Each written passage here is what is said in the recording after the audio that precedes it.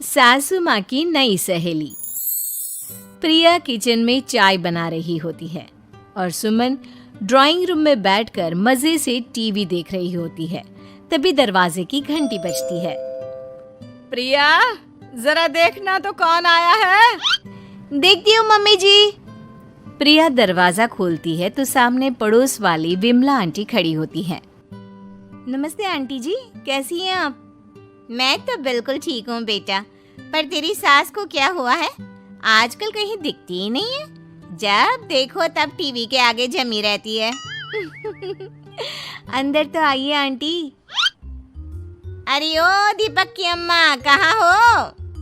अरे विमला, आओ आओ, क्या बात है, बड़े दिन बाद याद आई तुम्हें मेरी। मैं तो हमेशा ही तुम्हें याद करती हूँ, पर तुम ही गायब रहती हो और आजकल तो बाहर भी नहीं आती जाती। तबीयत तो ठीक है ना तुम्हारी? अरे तबीयत को क्या होना है, इस उम्र में तो कुछ ना कुछ लगा ही रहता है। मेरी छोड़ो, तुम ये बताओ कि क्या चल रहा है गली मोहल्ले में।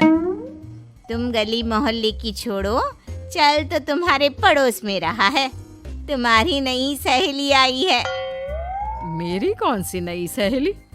मैं तो यहाँ बस तुमसे बातचीत कर लेती हूँ या फिर बाजू वाली शर्मा की बहू से दो चार बातें कर लेती हूँ।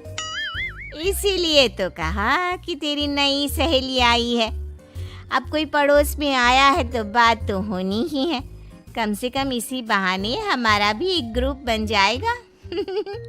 फिर सब मिलकर अपनी बहुओं की शिकायतें किया करेंगे। दोनों हंसने लगते हैं। तभी प्रिया चाय लेकर आती है और सामने टेबल पर रख देती है। दोनों चाय पीती हैं और बातें करते हैं। चलो मैं चलती हूँ, अब कल मिलते हैं। राम राम। अगले दिन प्रिया किचन में कुछ काम कर रही होती है और सुमन आराम से सोफे पर बैठकर मटर छील रही होती है। तभी डोरबेल बजती है। प्रिया दरवाजा खोलती है तो सामने उनकी नई पड़ोसन खड़ी होती है। जी, आप कौन? मैंने पहचाना नहीं। नमस्ते बेटा, मैं शारदा, आपके बगल वाले घर में अभी 2-4 दिन पहले ही शिफ्ट हुए हैं। ओह अच्छा। नमस्ते आंटी, अंदर आइए ना आप। देखिए तो मम्मी जी, आज कौन आया है। इतना कहकर प्रिया किचन में चाय बनाने चली जाती है। नई पड़ोसन को घर पे देखकर सुमन थोड़ा हैरान हो जाती है। नमस्ते बहन जी, मैं शारदा, आपकी नई पड़ोसन। अच्छा, आप हैं हमारी नई पड़ोसन। आइए आइए, और बताइए कैसी हैं आप? जी बिल्कुल ठीक हूँ। वो दरअसल घर पर छोटी सी पूजा रखवाई थी, बस उसी का प्रसाद देने चली आई। सोचा इसी बहाने नए पड़ोसियों से भी मुलाकात हो जाएगी। ये तो बहुत अच्छा सोचा आपने। सुमन प्रिया को आवाज लगाती है।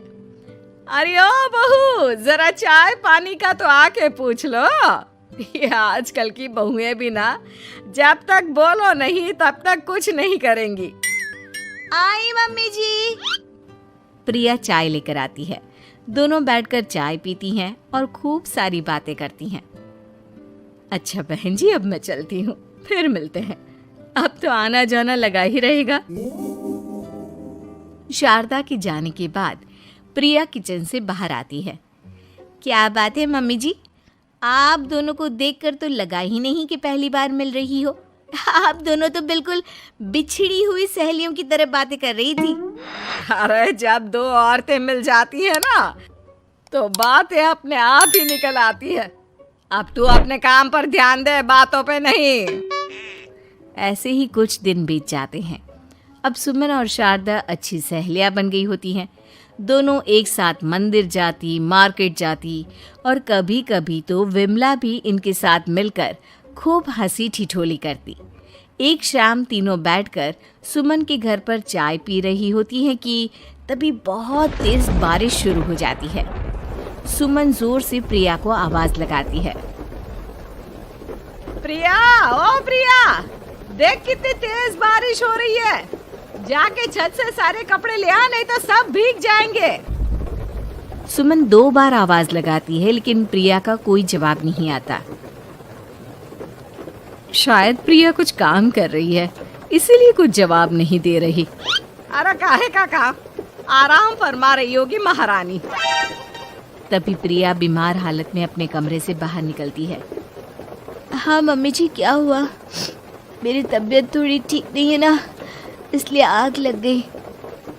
अरे सारे कपड़े भीग गए और तुझे सोने से फुर्सत नहीं है। सबके सामने सुमन के मुंह से ऐसी बातें सुनकर प्रिया उदास हो जाती है और छत से कपड़े उतारने चली जाती है। सुमन, ये क्या बात हुई? प्रिया ने बताया ना कि उसकी तबीयत ठीक नहीं, इसलिए उसकी आंख लग गई। तुम भी ना खामखा उसे सबके सामने सुना दिया। अरे आप नहीं जानती शारदा जी, कुछ बहुएं ना बहुत आलसी होती है, घर का एक काम नहीं करना चाहती। ऐसा नहीं है सुमन, तुम्हारी बहू तो बहुत प्यारी है, तुम्हारी सारी बात भी तो मानती है। हाँ सुमन, तुम प्रिया के बारे में ऐसा क्यों सोचती हो? मेरी भी दो बहुएं हैं, लेकिन मैं उन्हें अपनी बेटियों की तरह रखती हूँ। आखिर वो भी तो किसी की बेटियां ही है ना। और अगर तुम ऐसा ही व्यवहार करोगी तो एक दिन प्रिया भी तुम्हारे साथ ऐसा ही बर्ताव करेगी। शारदा और विमला की बातें सुनकर सुमन की तो बोलती बंद हो जाती है। वहीं प्रिया भी बाहर से सारी बातें सुन रही होती है।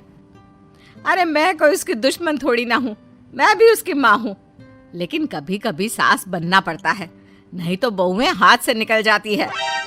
देखो सुमन, ये सब सोच का फर्क है। अगर तुम ये सोचोगी तो कभी प्रिया को अपनी बेटी नहीं बना पाओगी। इतना कहकर शारदा और विमला वहां से चली जाती हैं और सुमन अकेले बैठकर उनकी बातें सोचने लगती है। अगले दिन प्रिया और दीपक अपने कमरे में बैठकर बात कर रहे होते हैं और सुमन उनके कमरे के बाहर कुछ काम कर रही होती है और उन दोनों की बातें सुन लेती है। दीपक, तुम्हें पता है हमारे पड़ोस में जो शारदा आंटी है ना, बहुत अच्छी हैं। अच्छा, ऐसा क्या हो गया जो तुम्हें वो इतनी अच्छी लगने लग गई? कुछ खास नहीं, बस कल जब मम्मी जी मुझे सबके सामने सुना रही थी तो शारदा आंटी ने मेरा साथ दिया। मैं तो सच में हैरान ही रह गई थी जब उन्होंने मम्मी जी को मुझसे ऐसा बर्ताव करने के लिए मना किया। अच्छा, फिर क्या हुआ? होना क्या था, शारदा आंटी तो मम्मी जी को समझा ही रही थी कि बहू को भी बेटी की तरह ही रखना चाहिए, लेकिन मम्मी जी तो मम्मी जी है ना, उन्हें तो मुझ में हमेशा कमी ही दिखती है। काश मुझे भी शारदा आंटी जैसी सास मिली होती जो मुझे भी अपनी बेटी जैसी समझती। सुमन ये सब सुनकर बहुत उदास हो जाती है और वहां से चली जाती है। प्रिया की बातें सुमन के कानों में बार बार गूंज रही थी। उसे बहुत शर्मिंदगी महसूस हो रही थी कि उसने प्रिया के साथ बहुत गलत किया है। अगले दिन सुमन शारदा और विमला को बुलाती है।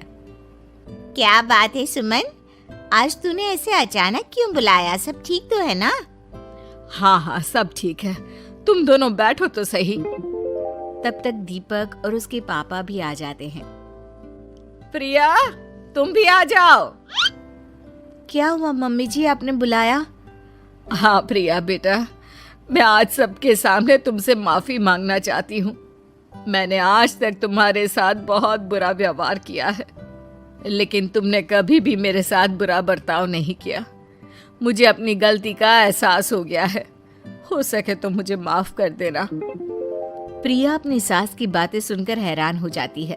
उसकी आंखों में आंसू आ जाते हैं। प्लीज मम्मी जी, आप मुझसे माफी मत मांगिए, मैं भी आपकी बेटी ही हूँ।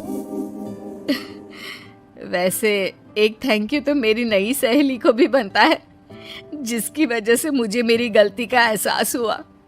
शारदा बहन, आपका बहुत बहुत शुक्रिया जो आपने मेरी आंखें खोल दी। अरे क्या सुमन, तुम भी ना। तो फिर इसी बात पर चाय और पकोड़े हो जाए। हाँ हाँ, क्यों नहीं।